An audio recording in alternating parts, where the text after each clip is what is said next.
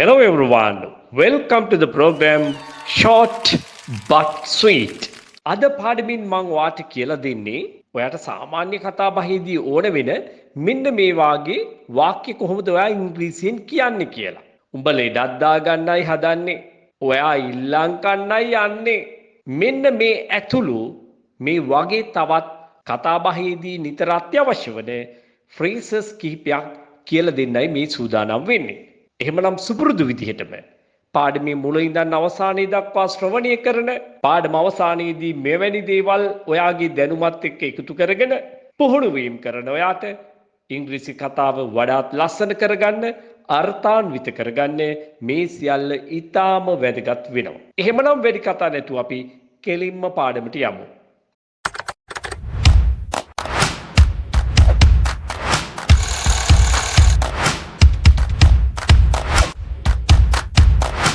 Ask for. Ask for means to request something. අපි යමක් ඉල්ලනකොට යම් දෙයක් ඉල්ලා සිටිනකොට අන්න ask සමග for භාවිතා කරනවා. Let's look at this example. I asked for a glass of water. I asked for a glass of water. මම වතුර වීදුරුවක් ඉල්ලුවා. I asked. In the past tense, this should be pronounced as asked at කියලයි ශබ්දය තියෙන්නට ඕනේ. අතීත කාලයේදී එහෙමයි මේ වචනය උච්චාරණය කරන්නේ. I asked for a glass of water. මම වතුර වීදුරුවක් ඉල්ලුවා. I asked for a help. අන්න ඒ වගේ මම උදව්වක් ඉල්ලුවා. I asked for a little favor. මම පොඩි උදව්වක් ඉල්ලුවා. Can I ask for a little favor? Can I ask for a little favor? මට පොඩි උදව්වක් ඉල්ලන්න පුළුවන්ද? අන්න ඒ වගේ. Then මෙහෙම කිව්වොත් ask for විතරක් නෙවෙයි it යොදාගත්තොත් ask for it. මොකක්ද ඒ කියන්නේ? That means to provoke someone to become annoyed or angry. To provoke someone to become annoyed or angry. කෙනෙක්ව අවුස්සනවා, කේන්ති ගස්වනවා, තරහ ගස්සනවා. අන්න ඒ අදහස ගෙන දෙනවා. එතකොට අපි කියන්නේ මේ ඉල්ලම් කන්න යන්න එපා. අන්න එවැනි අවස්ථාවකදී අපි don't ask for it. ඉල්ලම් කන්න යන්න එපා. අවුස්ස ගන්න හදන්න එපා.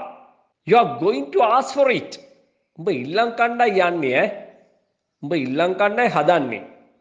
අන්න ඒ අදහස එතන තියෙනවා. You are asking for trouble. You are asking for trouble. ඒ කියන්නේ මොකද්ද? එතනත් නිර්මාණය වෙන්නේ මේ විදිහට. Ask for trouble. Ask for trouble. දැන් මේක continuous tense එකත් එක්ක තමයි වැඩිපුරම භාවිතා කරන්නේ. මේක වැඩිපුරම භාවිතා කරන්නේ continuous tense එකත් එක්ක. You are asking for trouble. ඔය කියන්නේ to behave in a way that is likely to cause problems. When someone is behaving in a way that is likely to cause problems. කෙනෙක් හැසිරෙනවා ප්‍රශ්න ඇති කරන ආකාරයට. ප්‍රශ්නයක් ඇති කරගන්න එහෙම නැත්නම් ප්‍රශ්නයක් ඇති වෙන ආකාරයට කෙනෙක් හැසිරෙනවා. එතකොට කියනවා you are asking for trouble. මචං you are asking for trouble. උඹ මචං ප්‍රශ්නයක් දාගන්න හදන්නේ. කතා විදි කියන්නේ මෙහෙම උඹ ලෙඩක් දාගන්නයි යන්නේ මචං. උඹ ලෙඩක් දාගන්නයි යන්නේ. උඹ ඉල්ලම් කණ්ඩායි යන්නේ වගේ අදහසක් තමයි එක පැත්තකින්. දැන් අනවශ්‍ය විදිහට උසුළු විසුළු කරනවා ගැහණු ළමයි වගේ එකට. හැබැයි මේගොල්ලෝ දන්නේ ඒගොල්ලන්ට එහා පැත්තේ ඉන්නේ ඒගොල්ලන්ගේ ඥාතීන් කියලා. දැන් අනවශ්‍ය විදිහට උසුළු විසුළු කරනකොට ඔන්න කෙනෙකුට දැනෙනවා මේක නම් හරියන වැඩක් නෙවෙයි. මෙයාලා ලෙඩක් දාගන්නයි යන්නේ. ප්‍රශ්නයක් ඇති කරගන්නයි යන්නේ. අන්න කියනවා එතකොට යාළුවට මෙහෙම. You are asking for trouble. Macha, you are asking for trouble. So ask for trouble means to behave in a way that is likely to cause problems. Then ඒ ඇස්සේ මෙහෙමත් කියනවා කෙනෙක්. You are asking for the moon. And asking for the moon. ask for the moon. That is an idiomatic expression. Okay? That means to claim or desire something that one cannot have. I'll repeat it for you. Ask for the moon means to claim or desire something that one cannot have. කෙනෙක් තමන්ට ලබා ගන්න බැරි දෙයක් සම්බන්ධව ඉල්ලනවා, එහෙම නැත්නම් ආශා කරනවා. අන්න එතකොට අපි කියන්නේ හඳ ඉල්ලන්න එපා, හඳ ඉල්ලන්න එපා වගේ අදහසක් ගෙන දෙන idiomatic expression එක තමයි මේක. Idiomatical phrase එක. You are asking for the moon. Don't ask for the moon. හඳ ඉල්ලන්න එපානේ. කරන්න පුළුවන් දෙයක්ද උක? කරන්න බැරි වැඩක් නේ. අන්න එවැනි අවස්ථාවලදී අපි මේක පාවිච්චි කරනවා.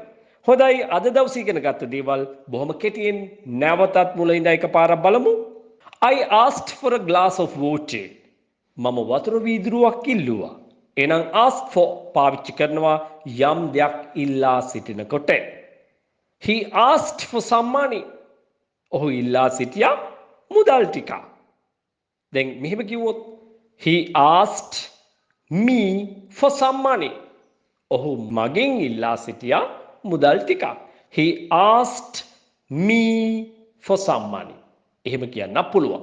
එහෙම නැත්නම් ask for it කියලා කියන්නේ කොහොමද? ask for it කියන එක භාවිතා කරන්නේ අපි අර කතාවේදී කියන්නේ ඉල්ලම් ගන්න එපා, ඉල්ලම් ගන්න එපා කියන අදහස උදෙසා. ඊළඟට ask for trouble අන්න ඒකත් ඒ වගේ තමයි. ඉල්ලම් ගන්න හදන්න එපා. ඒ වගේ අවස්ථාවකදී අපිට භාවිතා කරන්න වෙනවා. එහෙම නැත්නම් අපි ලෙඩක් දා ගන්නවා, ප්‍රශ්නයක් දා ගන්නවා කියනකොට ask for trouble කියන phrase එක පාවිච්චි කරනවා. ඒ වගේම ask for the moon, ask for the moon භාවිතා කරනවා අපිට යම් දෙයක් කිසිසේත් කළ නොහැකි දෙයක් ඉල්ලා සිටිනකොට, කිසිසේත් අත්පත් කරගන්න බැරි දෙයකට ඇලුම් කරනකොට අපි පාවිච්චි කරනවා ask for the moon. එහෙමනම් අද දවසේ පාඩමිනුත් ඔයාට සුපුරුදු විදිහටම ප්‍රයෝජනයක් ලැබුණයි කියලා මම විශ්වාස කරනවා. එහෙනම් දිගටම රැඳී ඉන්න මාත් එක්ක ඔයාට මේ වගේ දේවල් දිනපතා ඉගෙන ගැනීමේ හැකියාව තියෙනවා. ඒත් එක්කම ඔයාට මගේ ඔන්ලයින් ක්ලාසස් වලට, රෙසිඩෙන්ෂල් ක්ලාසස් වලට සම්බන්ධ වෙන්න හැකියාවක් තියෙනවා. තිරේ දිස් වෙන අංකයට ඔයාගේ අවශ්‍යතාවය WhatsApp පණිවිඩයක් මගින් දැනුවත් කරන්න ඕනේ. WhatsApp පණිවිඩයක් මගින් එවන්නට ඕනේ. වැඩි විස්තර සඳහා මෙන්න මේක නරඹන්න අමතක කරන්න එපා. Hi everyone, I am Shadi Premchandra, retired army officer. Today I thought to make a video like this to bring you an important message regarding English language. Because today we can't keep away from this language at all. We know nowadays how people are struggling to learn this language. Some people give up learning this language because of that effort. Sometimes they may not be able to find out a good English teacher. I also had a lot of problems then with this language. Although I spoke in English, I made so many grammatical mistakes. To overcome from this grammatical mistake, I needed to find out a good English teacher with proper instructions. One day I saw a video clip on YouTube called Saman Yapa. I watched it. I was mesmerized to see the way of his narration, his pronunciation, and his solemn voice. At that moment I thought he is the most suitable instructor for me to get improve my knowledge. By sending a small message to WhatsApp, I joined his classes. I got to improve my knowledge within short period. The specialty I see in these classes, the opportunity we have to speak in English. No matter how much knowledge we have, if you don't have opportunity to speak in English or practice it, we can't handle this language as we wish. If you join Saman Yapa classes, you can find all these opportunity. So, if you really want to get improve your knowledge within short period like me, the Saman Yapa sir is there to help you. By taking part in his classes, you can get more beneficials. Why I say so? Because I know how I got to improve my knowledge by participating in his classes. That's why I mentioned you to participate in his classes and get the beneficial of it. You have the opportunity. Try once and feel the difference. I wish you all the best and good luck. Thank you. මාගාව බොහෝ අය ඉගෙන ගන්නවා. විවිධ වෘත්තිකයෝ අපේ රටේ ඉඳන් විතරක් නෙමෙයි විදේශගත වෙලා ඉඳන් ඉගෙන ගන්නවා.